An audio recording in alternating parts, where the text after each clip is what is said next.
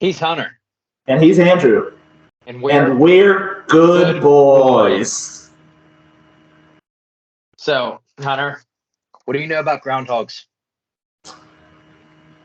Not much. They're rodents. They annoy people usually. We have the one holiday. I hit a groundhog once. That's about it. With your car? Yeah. I was coming home. I don't remember what I was coming home from. This must have been in high school. I still had the pickup truck. I was driving up the hill, and right after you get past the bridge, it was scurrying across the road, and just it timed itself badly, and it hit the tire. And as I went past it, I decided to go back, oh, what happened? And sliced in half completely. It was like a horror movie. It's just half the body was just gone. And then I drove home. That's about it. That exhausts my groundhog knowledge. Did you try to center on the groundhog when it came out? Did you try to put him between your two tires, or did you? No, I just kept driving. It had its own destiny of it could have stopped and not ran and probably avoided the truck, but it wanted to scurry and it timed itself badly. Yeah. Everything you said about groundhogs is wrong. Even my story. Even your anecdote about hitting that groundhog that one time, it's all wrong. And it's all wrong based on this 1.5 page document that I put together 3 weeks ago. Well, we're talking about a specific groundhog. Has this been peer reviewed yet? No, it hasn't. You're my peer. We're gonna review it. So,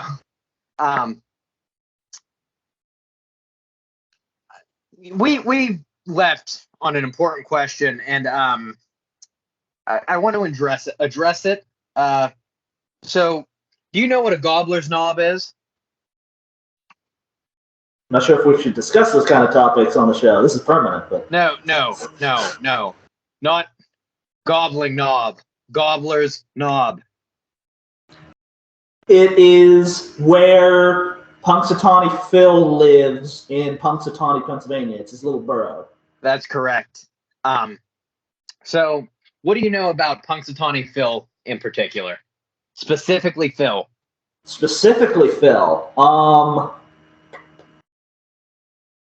I really enjoyed him in Groundhog's Day. I enjoyed him less in the Jack Frost special. It's not claymation, but it's like the, So I don't know much. I enjoy his much. media appearances, but I don't know much about Punxsutawney Phil. I've never met him. Can't speak on his character. But do you know how old he is?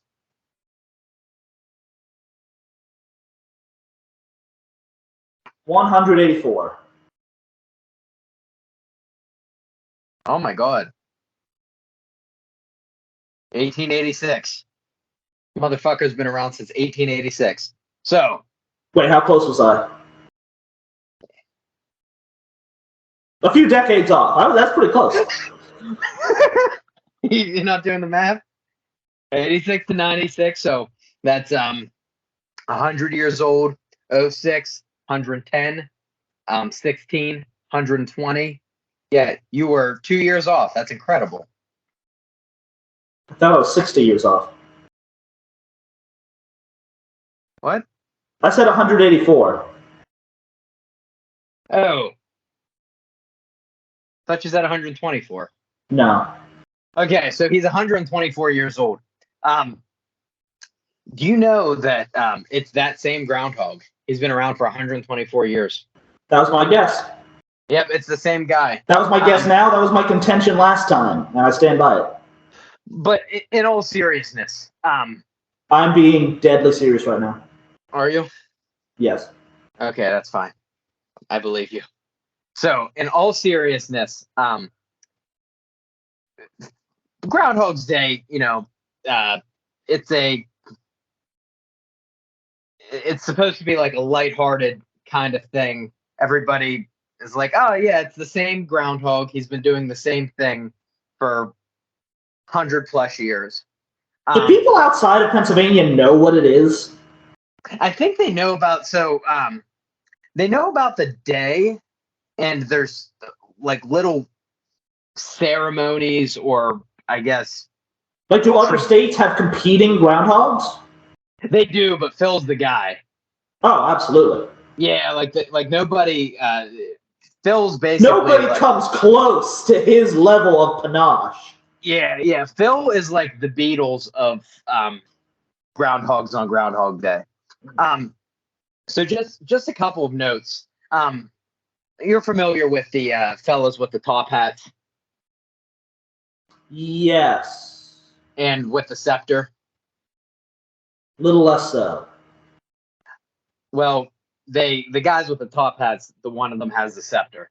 So those guys are what's called the inner circle, right? And the inner circle can speak the language of groundhogese. Okay. So Is that something you learn once you're in this inner circle, or is it something you are gifted with and instantly know once you are granted access? Is there a learning curve? Is what I'm asking. no, I believe that, yeah, the scepter actually gives them the ability to speak groundhogese. Okay, so it's instantaneous. They have a magic idol, yeah. So these guys are uh, uh, essentially a cult built around an immoral rodent, Mm-hmm. right? So something that's also very interesting is there's a thing about groundhogs and Phil, and all groundhogs that make weather predictions that aren't Phil are essentially false prophets. Oh, the Antichrist. Yeah. So according to lore, there's only one Phil, and all other groundhogs, they're imposters. So there's just the one guy. And we're not trying to pull the wool over anybody's eyes, but what like these guys claim is that Phil is omnipresent, just like the Christ. He's all knowing, Just about like, weather, or? just about weather. He doesn't. Okay. Is that not impressive enough? No, just seeing the clarifying. I'm already fascinated the fact that there's Phil and all other groundhogs are false prophets because Satan does things to trick us and take us on the wrong path. That's the equivalent of this, and I'm already into this. That's good. Well, so just another piece of information that I've gathered through my research. These people tend to treat F sound anytime they spell out anything that begins with an F. Do you know what they do? What? They start it with a PH. So, for example, faithful followers. Oh, Phil. Okay, I get it. Yes, and then faith with a PH. So what? Also another fun fact about Phil. People think that he was probably named after Prince Philip. Before then, he didn't have a name. He first received his name in 1961. So up until then, he was a nameless prophet. Came out once a year, made weather predictions. I mean, how do you put a mortal name on the Almighty? It's easy. I can understand the trepidation to not want to do that. Yeah, well, then what do you think led them to giving Phil a name? It's easier. Got to refer to something. You got to refer to him as. You can't just call him he. Well, here's the question that I'm pondering now. Now, the sacred keepers of the groundhog, whatever they refer to, the inner circle. The inner circle. Yeah. So that's their official term. Yeah, they're the inner circle. Okay, so the inner circle, is this something that for the past 60 years, it has been, a descendant where they each name their child Phil? There's like a Phil the Fourth in their own circle to honor him? Or is it the sort of thing where it's such a sacred name, none of them should take it because it would diminish it?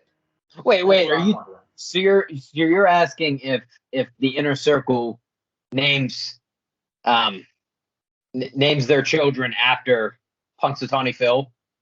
Yes, as a sign of respect. I'm also assuming they have children. Maybe it's a celibacy. I don't know. Well, for some reason, this didn't come up in my research, but I'm not afraid to speculate one bit. I imagine that there probably are several Phillips of Punxsutawney. I don't think that it's exclusively members of the inner circle that name their kids that, but also parents that hate their children and live in Punxsutawney would probably also likely name their kid Philip. But this is the basically what I want to get into is I feel like there's only a handful of options with what is going on here. So the first and easiest, and the one that I'm immediately going to reject because it's super lame, is that the inner circle lightheartedly just says, yeah, Phil's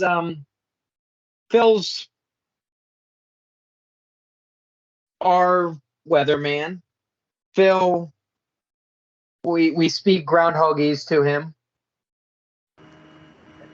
You think this is much too elaborate to be a prank? Yeah. Well, I'll get to that, but I think that there is a point where everybody will drink their own Kool-Aid. And I think that the inner circle likely does it to a point. Like, I bet that the inner circle knows that Phil isn't the same groundhog that's been around for years and years. But I bet that in their brain, they treat him as such. Like, I bet when they refer to Phil, be it the Phil from 25 years ago or be it current, the sitting Phil, I bet they still refer to him as Phil, and in a literal sense. Like, it's an American God situation. He is the embodiment of Groundhog's Day, and he's Phil. What do you think? What's the average lifespan of a natural groundhog? I'm assuming several years, but I don't know. That did not come up in your research about groundhogs, just the average lifespan? No, I didn't research groundhogs. I researched Phil. Okay. I understand that. Totally separate. You mentioned Kool-Aid. Do you predict a Jonestown-esque conclusion for the inner circle? Oh my goodness. Do you think this is where this is all leading? No, you've escalated this far too much. But what I will present to you is that maybe all the lightheartedness is actually a cover, and that Phil really is immortal. That was my conclusion in the previous episode. It's mine now. And frankly, I don't think there's a chance of you shaking my faith. Here's the thing about it, too, is it's such a benign thing. If there's one immortal being and he happens to be a groundhog, that all people do with him is use him to make weather predictions, like, who really cares, right? So you didn't, in your research about the inner circle, you didn't find anything menacing or maniacal going on? No, there's no ulterior purpose here. It's simply we worship the all-knowing rodent. Yeah, I also tried to look at like crimes in Punxsutawney, or just for this exact reason, particularly violent crimes that coincide with Groundhog's Day, and it isn't like a thing, which is kind of unfortunate. Is it unfortunate that there's not more violent crime in Punxsutawney? Around Groundhog's Day, most certainly. I mean, if if they were going to commit all of their violent crime at any time, I would want it to be around Groundhog's Day. That it would. It's not the Purge. No, it's Yeah, but it would give us the opportunity to speculate. I think we have the freedom to speculate even without the crime rates. Yeah. I can speculate that the information you found is wrong, and that murders escalate at 40% increase in the week of Groundhog's Day every year in Punxsutawney. That's my speculation. That's fair. So what do you think would compel somebody to commit murder? Do you think that it is Phil's um, just I his think it might be influence?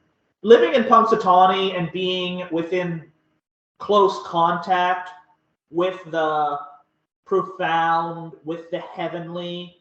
It probably gives you quite a complex being next to a rodent that is forever more knowledgeable, more powerful than you as a person.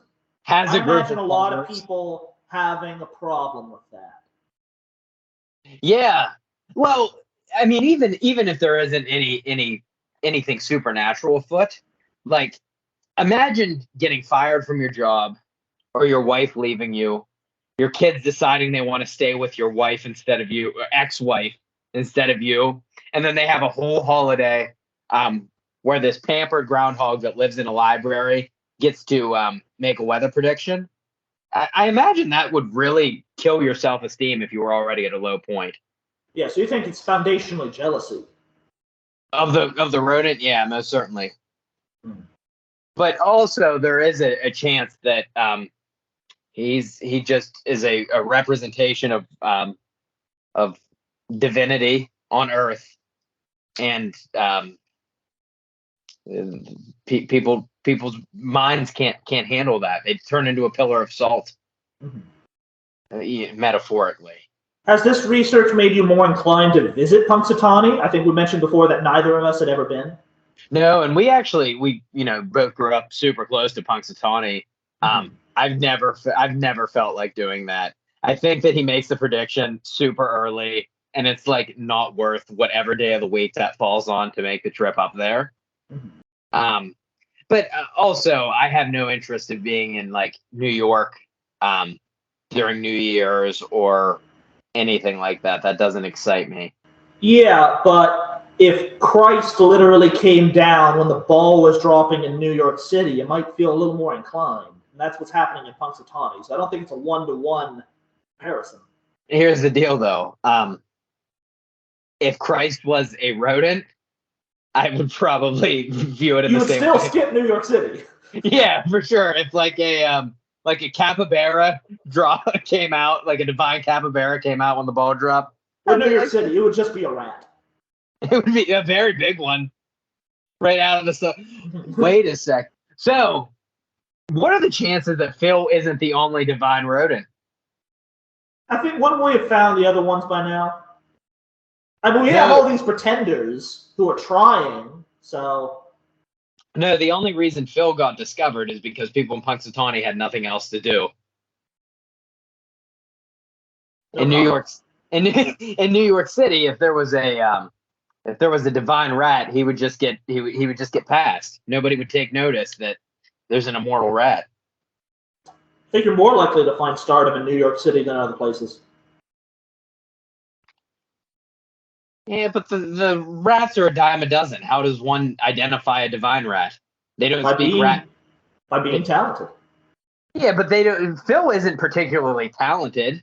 I don't know what miracles he performs on the other 364 days of the year. I'm sure that's kept within the inner circle. That is fair. Fair speculation. But as you can see, the Phil thing is it's pretty much what it is. It's not as exciting as I was hoping it would be, but You expected more. I did expect more. But I mean, it was interesting to dig into Phil, see what was going on up in Punxsutawney. But I think it's just a bunch of dorks in top hats, kind of pretending to talk to a groundhog. But alternatively, it's an immortal groundhog that predicts the weather. So who knows? I'll take the latter. So something that's been on my mind recently, or at least a topic that we've sort of broached on in the past, are guilty pleasure movies. Movies that you admit are bad. You admit this is not a good movie. I'm not going to defend it as a movie, but for some reason, I enjoy it. It brings me joy. It touches me in some way that I really am just happy to watch it. Would What are some examples of that for you?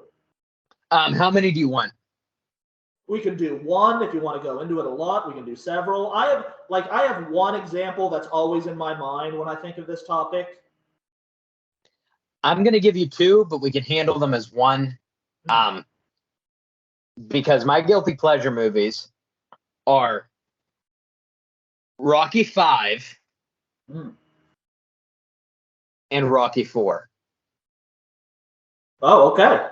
Yeah. So they're both horrible movies. I've only seen the first two Rockies. Oh, you didn't. So and weird coincidence. I watched Rocky 2 for the first time less than a week ago. Out of coincidence. Did you enjoy Rocky 2? I did, and I don't know why it gets a lot of criticism. So Rocky 2 is still like I think a pretty decent movie. I thought it was a very good sequel that realistically handled what the aftermath of the first one would be. I don't know what other people wanted. Because I'm basing that off of, I heard a long time ago, probably before I saw any of the movies, that the even-numbered Star Trek movies are good, the odd-number Rocky movies are good, with the inclination that the other ones are bad. And I've just sort of been going off that logic. So I not a big Star Trek guy. I couldn't give you like the sequence of when those movies were released. I just know that the first one was not well received, but people loved the second one and fourth one. Yeah, I don't know which ones I've watched and which ones I haven't. Anything I saw, I was like, yeah, this is a sci-fi movie, whatever. But claiming that the odd Rockies are the good ones is nonsense. It's absolute nonsense. All the Rockies are great movies, all for different reasons. So, also, claiming that Rocky V is in the same category as Rocky's like 1 or 3 is just silly. For all I know, the logic stops at 3. I don't know. Again, I've not seen past 2. The logic should probably stop at 3 because Rocky V is just a horrible movie, but I love it. That's Rocky Balboa, right? No, Rocky Balboa is Rocky 6. Oh. I don't know it. I know number 3 is Clubber Lang. I know number 4 is the Russian. I don't know anything about Rocky 5. Okay, so 1 and 2 are obviously Apollo Creed and Clubber Lang, and then Ivan Drago's the Russian. So Rocky 5, Rocky is retired at this point. He's living in Philly with his son and with Adrian. He takes on a young boxer named Tommy Gunn under his wing, teaches them how to box, gets them pretty good. Rocky's son in that movie is like, hey, my dad's giving all this love to this guy that he's letting live in our house who's like this good boxer, and this kid kind of starts going down a bad path and not being as involved with Rocky as you would expect him to be, right? At a point, Tommy Gunn gets a manager, turns into kind of a prick. The big fight in the end of the movie is a street fight between Tommy Gunn and Rocky Balboa. Mm-hmm. Tommy Gunn's manager looks him dead in the eye after he beats the hell out of Tommy Gunn, who's a professional boxer, and he says to Rocky, touch me and I'll sue you. Stallone punches him square in the face and says, sue me for what? And that's how the movie ends.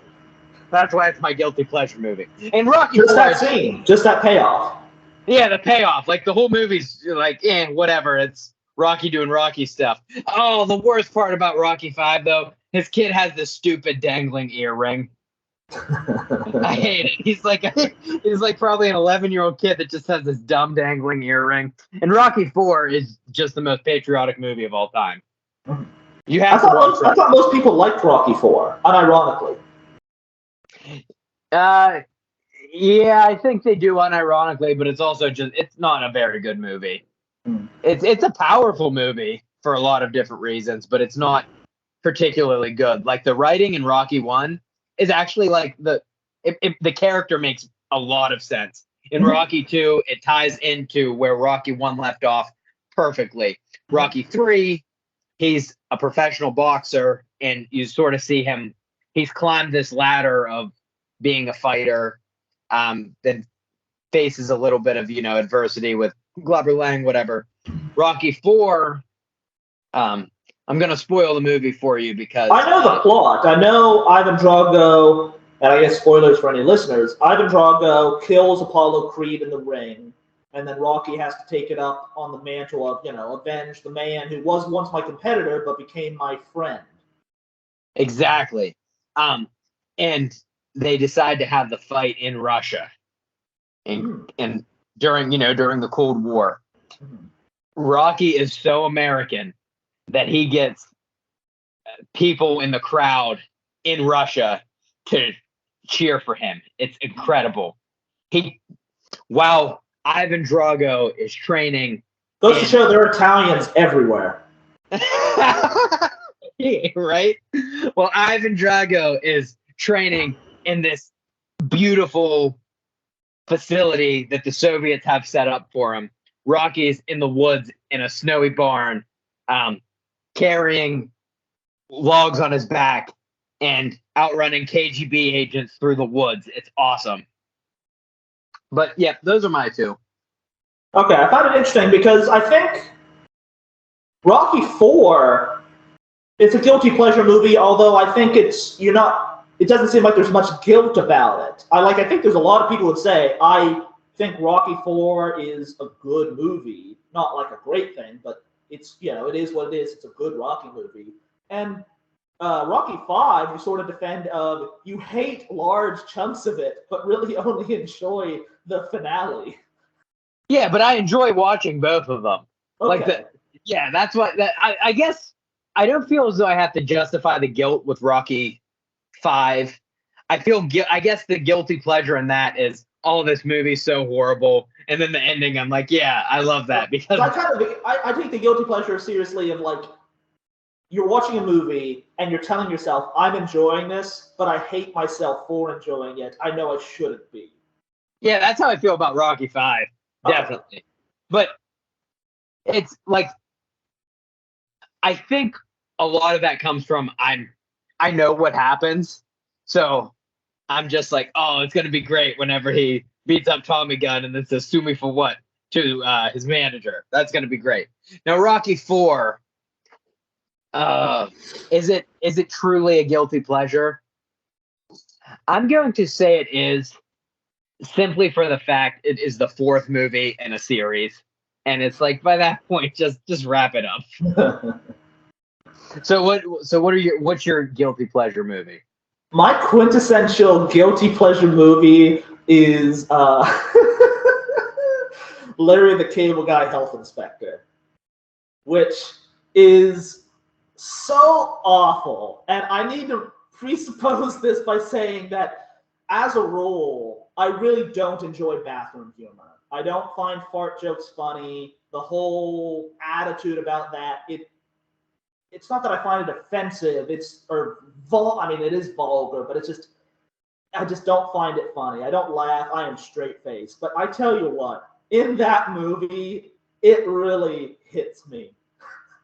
I find myself holding my sides, hysterically laughing when Larry the Cable Guy is on a date and spontaneously has diarrhea and can only find a hand towel in the bathroom. Like, that's hilarious. Or when he just randomly starts talking about, oh yeah, my retarded neighbor Donnie, and like, that's funny. Or when he constantly refers to his butch assistant, who is a woman, as a man, and is not in on the joke. I'm like, that's so funny. Something about that movie, it brings me all smiles, even though I know it is so ungodly stupid.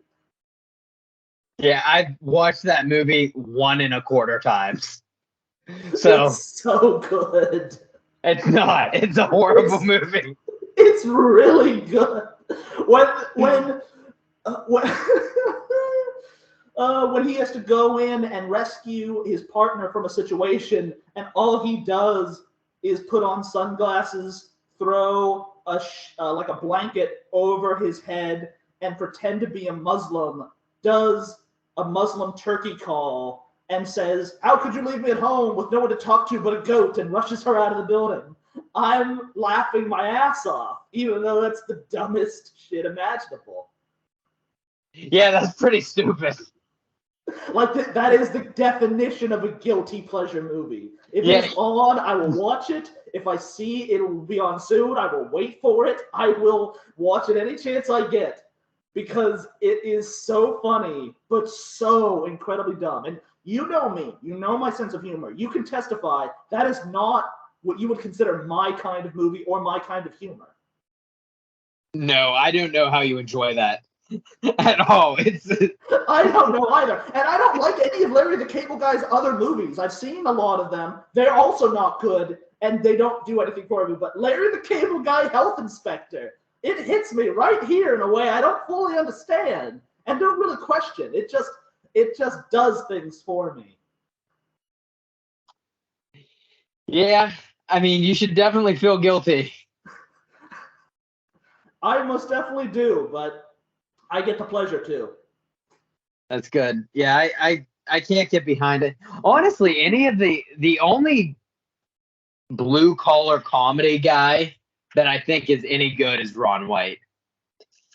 Yeah, I can see some of Ron White. I mean, honestly, out of all of out of all of them, I also like Larry the Cable Guy's stand up the best. Not that it's like the best I've ever heard or like, oh, this is really good, but you know, his stand up will make me laugh more than the other guys. Like, I don't think Jeff Foxworthy is funny. I guess I've heard the occasional Ron White joke, but I haven't, you know, I don't think I've seen a whole special of his. But yeah, something about Larry, he gets me. Yeah, I guess he does. Yeah, I'm not never really got into him. He never really did it for me.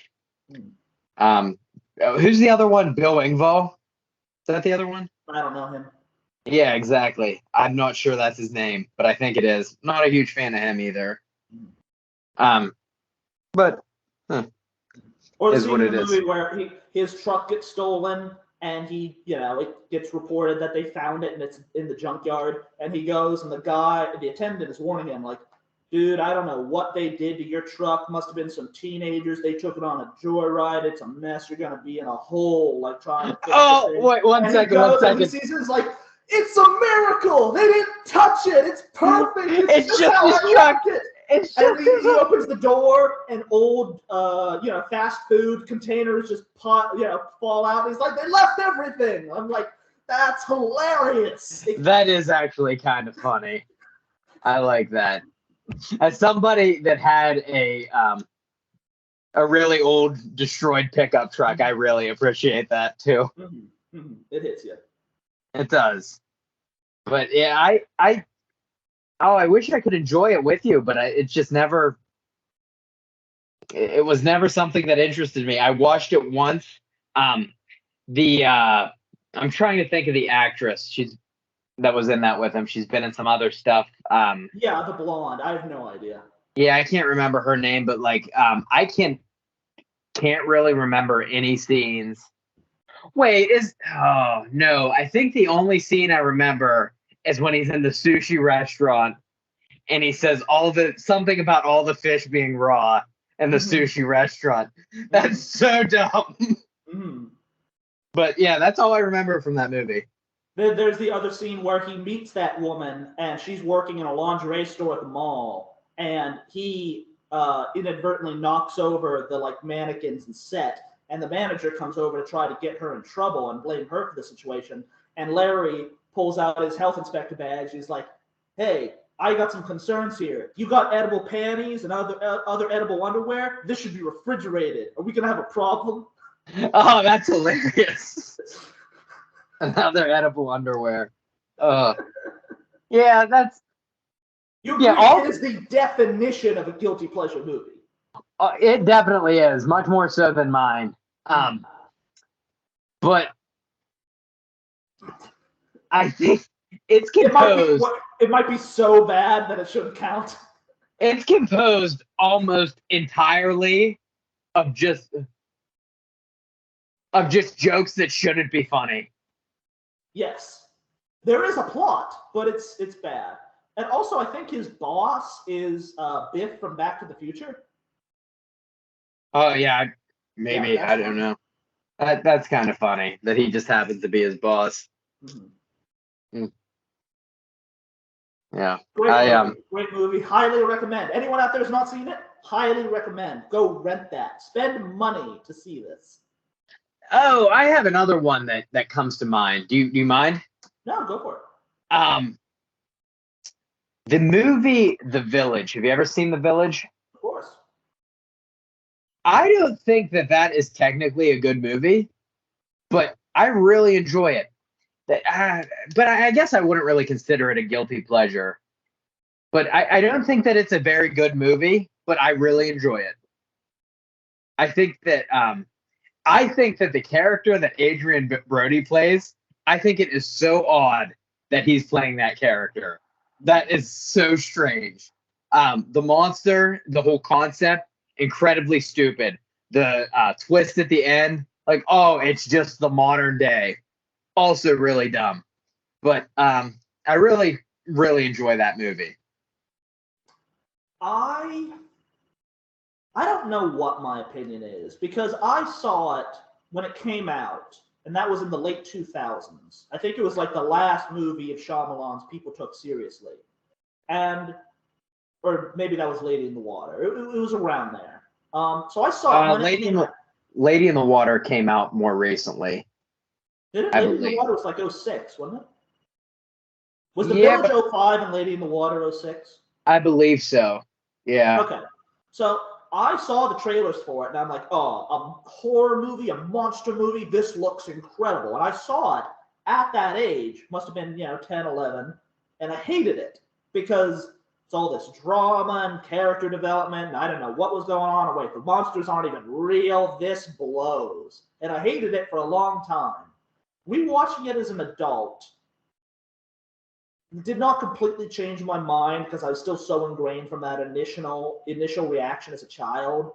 But I don't know what I think because I hear analysis of The Village and the twist ending of it's in the modern day, the breadcrumbs that we get leading to that, of how the characters develop there and the reasons they set themselves apart, and how you can, knowing what you know at the end of the movie, you can rewatch and be like, oh, I understand how they're acting this way, what they're doing. These discussions that didn't make sense now have a context. Like, there's really good development there. I appreciate that it's a story-driven thing. There are moments in it that can be scary. I can write out on paper why The Village should be a good movie and even defend the ending to an extent, but I can't put my heart into it. And so I can't really say, do I like the movie? I don't know. Yeah, I see what you're saying. It had all the ingredients, but It has for the structure, it has what it's going for, it has all the elements, but combined, is it good? I don't know. just doesn't work as well. Well, I that's kind of how his movies go, right? Um, M. Night Shyamalan's movies, that they're just it's an original idea. The concept is cool, but a lot of times it just doesn't come together. Honestly, related, Lady in the Water, another guilty pleasure movie of mine. Awful, terrible movie. I really enjoy it. I never watched Lady in the Water. Oh, really? I've never seen it. No.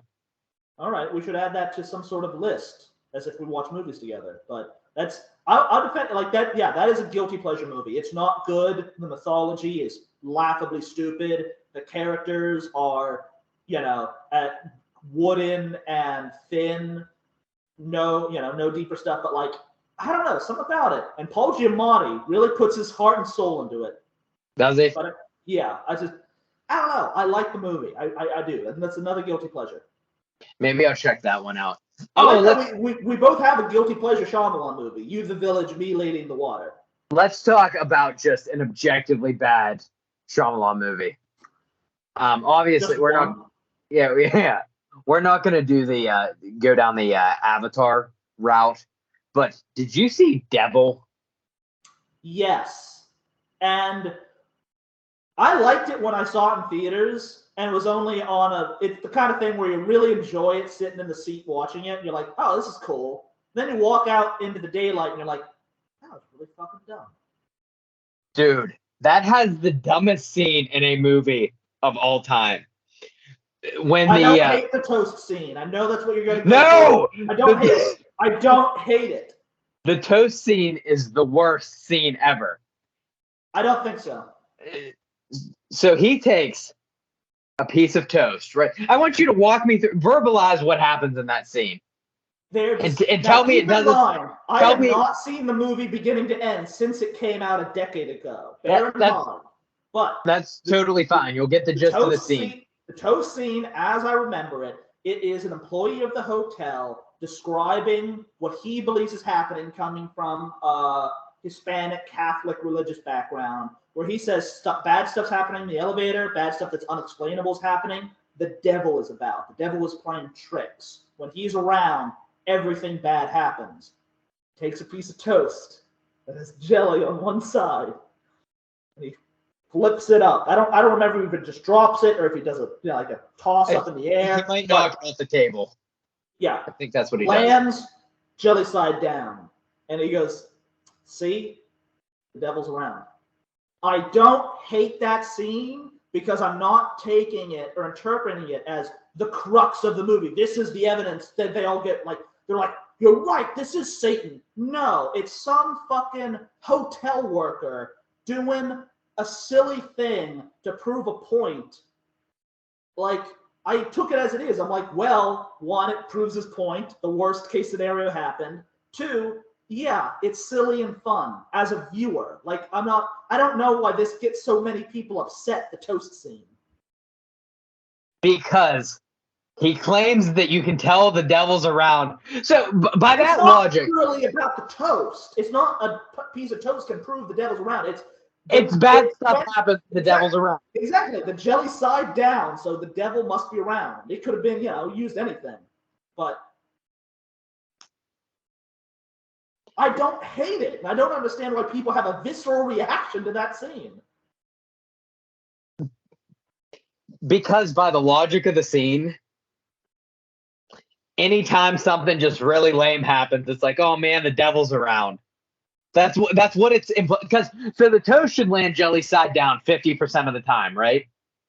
Yes, but it's in accumulation of everything. It's like, look at all the bad stuff happening. I'll do one more thing. Oh, it's bad. Look, it's one of many.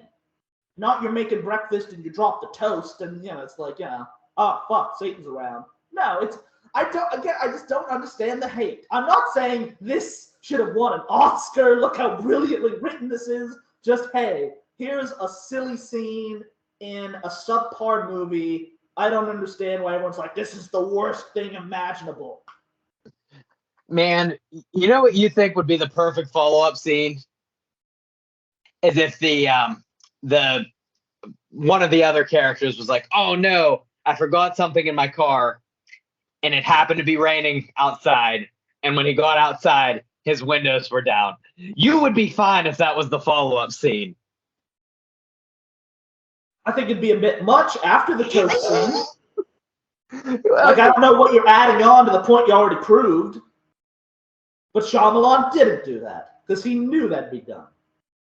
I don't know why I'm suddenly defending M. Night Shyamalan. I don't know how you put me in this position. He comes back inside all wet, having just rolled up his car windows, and when he gets inside, he's like, I'll take the escalator because there's people dying in the elevator, and he gets on that escalator and it just stops working. You'd be like, oh no, the devil's around.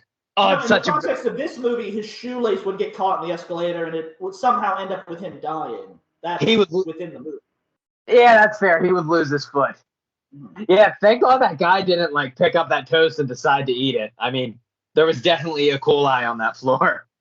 100%. That's just, again, I'm not saying Devil is a good movie. I'm just saying it's not the most atrocious thing I've ever seen in my life. Good God, there are a lot worse M. Night Shyamalan movies. Yeah, I agree. I kind of liked how the devil ended up possessing the grandma at the end. That was cool. I was okay about it. Yeah, I mean that's was definitely I a preferred better. the toast scene. What's that? I'm kidding. I said I preferred the toast scene. It wouldn't surprise me. Justifying the toast scene. Oh man. So So, so there's something I wanted to bring up to you, and I've been wanting to bring this up for I want to say 6 or 7 years, because it feels like every time we get together or speak, it's in the back of my mind, like, oh, I should bring this up as a topic. I want to talk about this, but then I always forget, and I've been forgetting for about 6 or 7 years now. So I'm glad that I finally have a way of I can communicate this. I don't know if you remember this. You once told me a story about you being a little kid and talking to your dad, and you were talking about, showering habits. I don't know how old you were. And you asked him, "Oh, I have hair on my head, I shampoo that. I have hair under my arms too. Do I shampoo that too?" So honestly, it must have been an age where you had armpit hair. So you're a teenager asking this. we were Certainly. probably 21 years old. Yeah, you would ask you. This didn't happen the day before you told me the story. Um, but you ask him, should I shampoo my armpits as well because there's hair there? And you told me that your dad just gave you a look of complete disdain and disappointment that you would even ask such a question. Do you have any memory of A, this story, or B, telling me about it? I don't, but I definitely know that that's exactly how my dad would look at me if I asked him that question. I don't even think you said he gave a verbal yes or no response. He just looked at you. He looked at me probably like that, and then he probably walked away, and we probably Okay. never brought it up again. Yeah. Okay. So a little bit of background though. I'll give this to you. You met my dad. My dad's bald, right? I think that he may have not given me such a disgusted look if he wasn't bald, because I assume when you go bald, all you really need is one bar of soap. Mhm. You wash your head with it, your whole body with it, everything, just that one bar of soap. However, So you're challenging your dad's ability to even give advice related to shampoo. I don't think that man has not had to buy shampoo since the early 2000s. Okay. Like he knows nothing about shampoo. Mhm. But He hasn't had to buy shampoo since the .com bubble. yeah, pretty much. But as a man now with an excessive amount of body hair, I share my father's opinions. Why would you use anything but soap to wash your underarms or your chest or your back or your legs? Legs are very hairy. Why would you use shampoo on any of those areas? I'm going to make this case to you, and I think I'm going to convince you pretty quickly because I think it's pretty solid. So, and I would just say, when you originally told me the story, I don't remember my response, but it was only later on that it mentally clicked of like, oh, I guess I do something similar to this. So, my normal shower routine, you do body, regular bar soap, standard, get to your hair. Wait, you start with your body? I start with my body, yeah. Is that odd? You start with your hair? I start with my hair and my face, and I work my way down because I feel like I'm rinsing all the crud down, and I'm not going Okay, to introduce. I start neck down, and then when I'm done, go to my head. So you have no qualms about reintroducing hair and face crud onto your body that's just been cleaned? No, because I'm not doing it immediately. Like there's a lot of hand rinsing going on in between. What do you mean? Everything that washes off. You wash your hair and your face because your hair and face are dirty, right? Uh-huh. You have just cleaned your body. Your body's squeaky clean. You then take everything that you've rinsed off of your head and is introduced onto your clean body. I don't think that's how showers work. It's a perpetually, it's perpetual water going on you, rinsing you constantly. Like, I think you're overthinking it. You think I overthink how I shower? Yes. Maybe I just tend to start with my head instead. Go on. Go on. There's go a lot on. of people watching this who are like defending starting with your body first. Anyway. There's one guy, and he also thinks that the toast scene in Devil's good.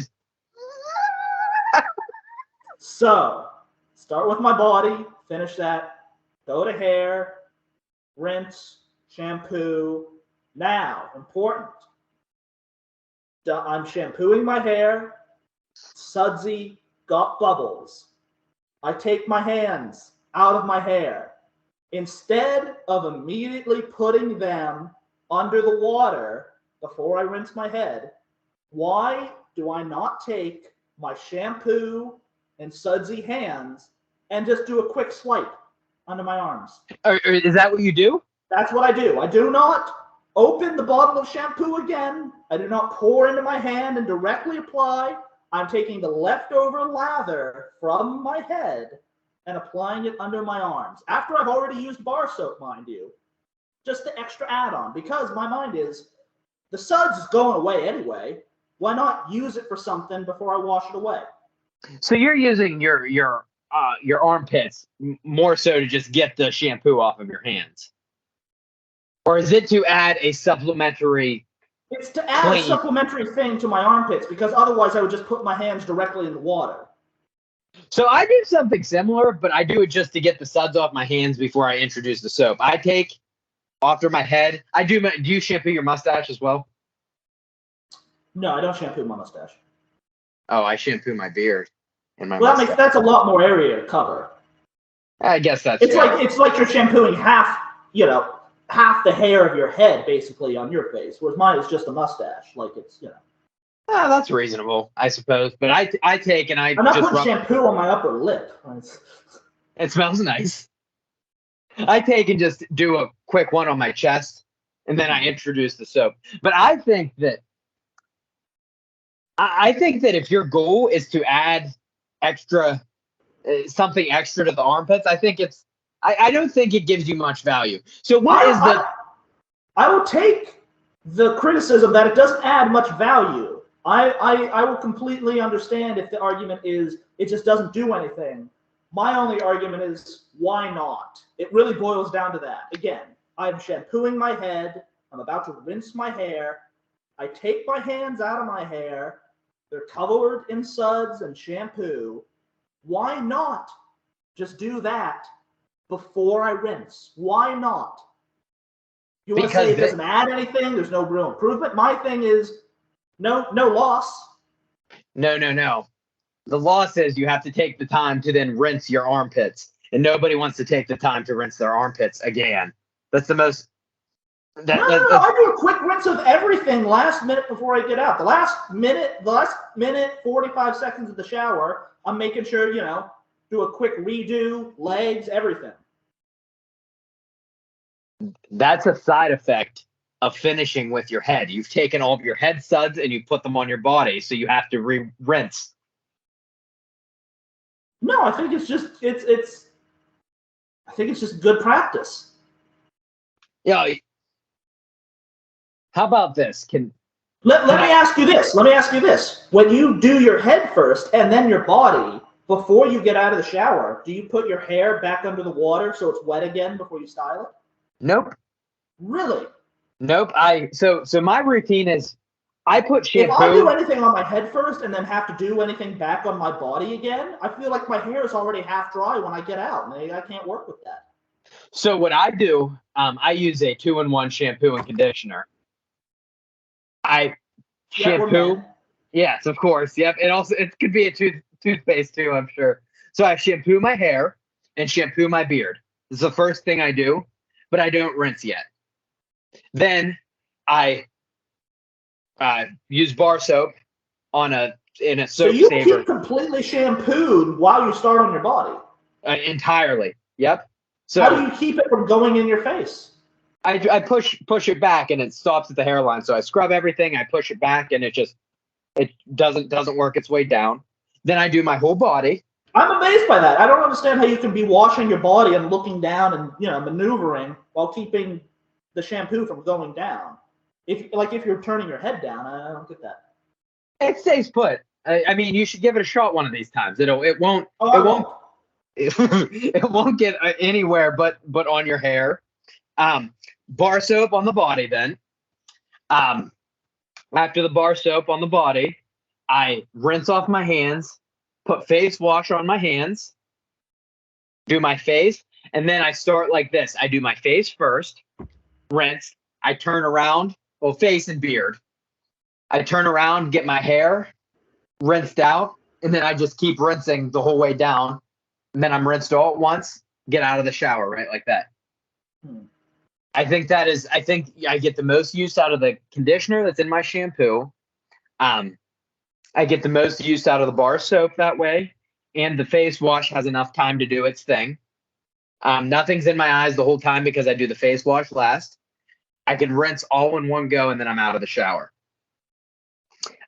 The reason that I would never put shampoo in my armpits is simply because I think the only thing that shampoo provides is an extra bit of moisturization, that sort of thing, to your hair that your skin doesn't need. And I don't really think that the armpit needs that too much.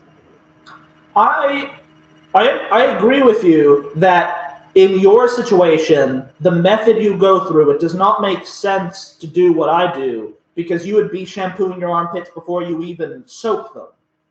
But in my case, when I've already done that, again, I would defend it. I don't think there's a reason not to do what I do. If you want to argue it's ineffective, fine. I can't really challenge you. But I'll argue there's nothing, bizarre about it, or there's nothing, because it really goes back to the initial point of you told me the story of your dad's reaction. I'm like, I don't think that was a fair reaction. Now, again, and I will further say, as I did earlier, if I was a psychopath who was pouring the shampoo bottle on my hand to individually wash my armpits with it, that's insane.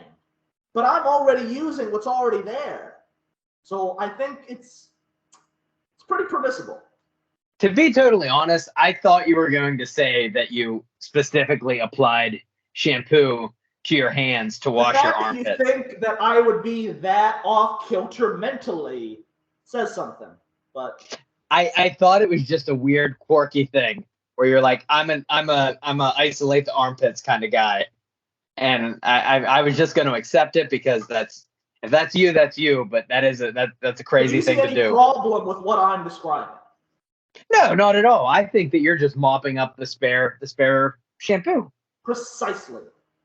I think that makes sense. I think that I don't think you really provide any value with putting it under your underarms though versus anywhere else on your body. I think it might even be better served to take your hands after the fact and do one of these to your mustache. I don't do a lot of face care in the shower. My face care is before I go to bed. I'm in front of the mirror after the shower. Do you do a whole face care routine? Sometimes yes, sometimes no. But yeah, it's different products that you put on different creams in a certain order, that sort of thing. Which I'm not doing in the shower. In the shower, it's just a water rinse of my face. Okay, so I use a behind the curtain. That's all that's happening. Yeah, behind the curtain. I'm a in shower CeraVe face wash guy. However, at one point in time, I used the Rodan and Fields. That's what I use. Do you? Yeah. Oh, so do you know somebody that's a Rodan and Fields rep? I think my cousin might dabble. I'm not entirely sure. Okay, because that's my mom. That's the product. Yeah, well, it's a really good product. My mom got into the pyramid scheme at one point in time, and so she was like, "Hey, I got you this face wash. Cool. It's a great product. The whole regimen is really, really great." Did you do the regimen in the shower? No. I was gonna say because that you agree with me. That's a lot to do. It's a whole thing. That is, and I think that you're actually not supposed to do it in the shower. Okay, I don't. So that's that. Yeah. But I think that they have a bunch of different like regiments that are for different things, and I don't think that it's bullshit. I think that their products work really well, and they make a lot of sense if you are trying to accomplish a specific goal with your skin. When I apply it regularly, I see a marked improvement in my skincare. Yeah. Yeah, I just do the face wash stuff. Katie buys this face wash that she uses. I'm just like, yeah, I'll use this stuff. For a while, I'll tell you something that you're gonna really criticize me for. I was just bar soaping my face. Oh, that's bad. Yeah, just bar soaping my face. It Just rubbing nothing. it on, huh? Yeah, That's a shame. just lathered right on the with like the washcloth right on the face, and that was that.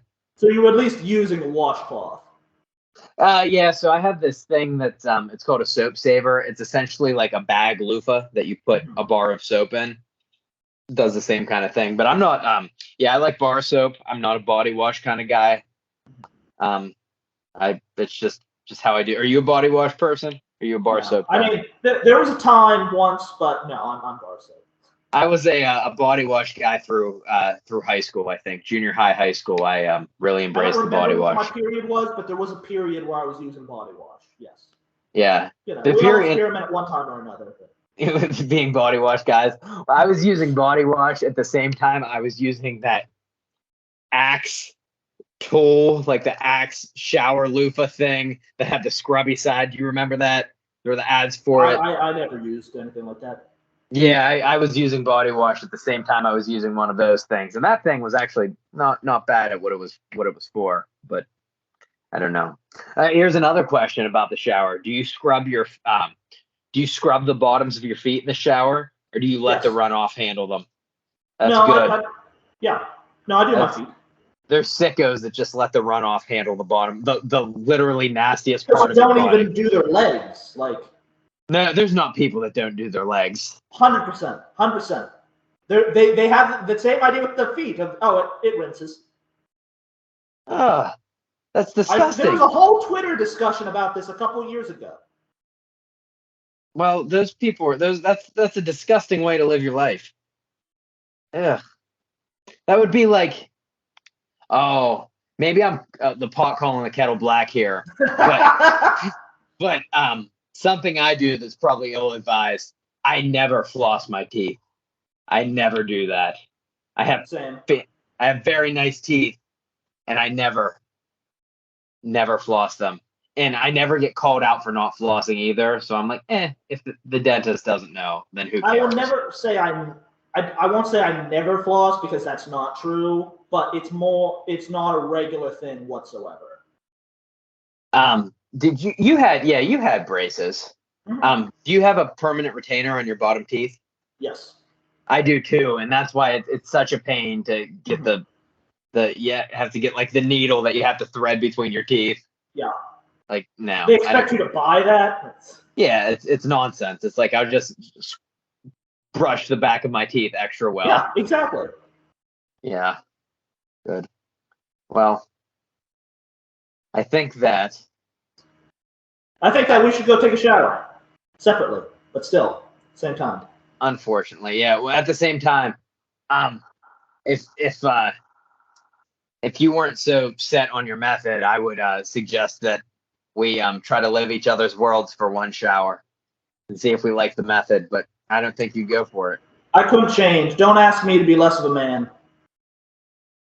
Less of the guy who shampoos his armpits is talking about how manly he is. You get out of here. Goddamn right. You start shampooing that mustache instead of the armpits. I don't need to. It's just like it's this good naturally. It is.